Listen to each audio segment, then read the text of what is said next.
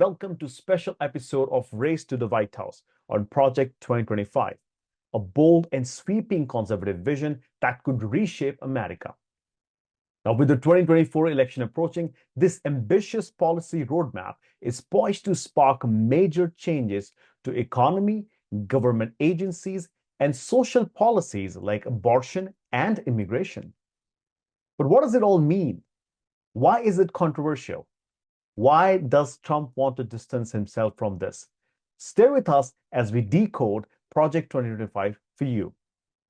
First, let's talk about the economy. Now, the advocates of Project 2025 say that this will unlock economic growth by cutting government bureaucracy.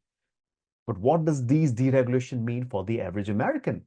Now, Project 2025 seeks to strip back regulations, especially in areas like energy, education, and healthcare. Proponents claim that this will fuel economic growth and reduce costs for businesses. However, critics worry that deregulation may compromise worker protection, environmental standards, and public health. The most discussed topic, the Project 2025 takes aim at some of the most critical federal agencies. A core goal of Project 2025 is to shrink the government. The plan would significantly cut budgets for agencies like the Environmental Protection Agency, EPA, and Department of Education. Now, what happens when these policies are enforced and government does get smaller? Supporters of the plan argue that smaller government means less interference in the lives of Americans. But environmentalists are ringing alarm bells, saying that cutting the EPA's funding could undo years of environmental progress.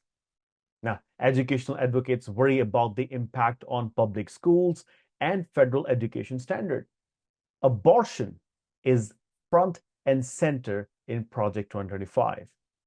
If passed, it would dramatically limit access to abortion across the country, even in states where it's currently legal.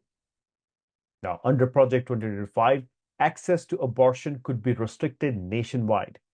One proposal suggests revoking of FDA's approval of mifepristone, a key medication used in many abortions, and reviving an archaic 19th century law, the Comstock Act, that would allow the government to ban the mailing of abortion medication. Now, these actions could severely limit reproductive rights, especially for women in states with restricted access. As the battle over abortion heats up, Project 2025 also takes a hardline stance on immigration, proposing some of the most radical changes in decades. One of the most significant and controversial elements of Project 2025 is its immigration policy. It includes mass deportation, the end of birthright citizenship, and dismantling the current asylum system. The plan under Project 2025 calls for mass deportations, raids on immigrant communities, and ending birthright citizenship, which would change the legal status of the children who are born in the US to non-citizen parents, a right that's given by the Constitution. Now, the proponents argue that this is necessary to secure the border and enforce immigration laws. Critics, however, warn that these actions will create humanitarian crisis, breaking apart families and upending long-established norms. So what's the takeaway? Well, Project 2025 proposes sweeping changes that would impact nearly every facet of American life, from how we work to how we govern to the rights we hold dear, and supporters of Project 2025 see it as a path to smaller government and stronger values. And the critics, they fear that this would roll back hard-fought rights and protection and what America means today. Now, as 2024 election nears, Project 2025 will continue to dominate the conversation. Its supporters believe it offers a bold vision for the future, while its opponents argue it could take the country backwards.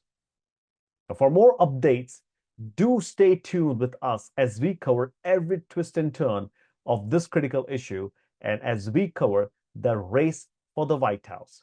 Thank you so much for joining us. This is Rohit Sharma from Washington, D.C.